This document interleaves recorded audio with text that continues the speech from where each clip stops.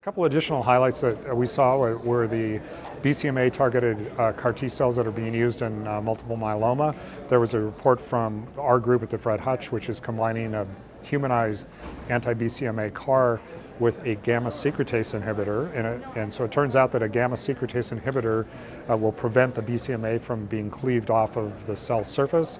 This greatly increases the density and expression of BCMA, and it's led to long-lasting remissions, albeit early in this clinical trial, but it appears to be better than what we've seen without the GSI in combination with the BCMA CAR T cells. And so I think that this will bears further watching, and it may be a way of maybe decreasing that risk of relapse that we're seeing with some of the other products with BCMA-directed CAR T cells.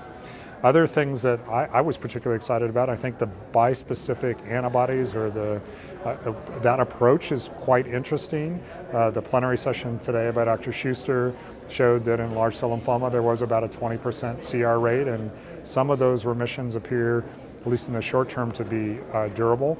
The overall response rate was maybe a little disappointing for me in that subset, but they made up for it in follicular lymphoma, where the response rates were higher and the CR rates were almost double that. So I think that was with a CD3 and CD20 bispecific approach, and I think that's very exciting. And so where we'll incorporate those into future is not known. There were 30 patients that had previously been treated with CAR T cells in that study, and they appeared to have a good response as well.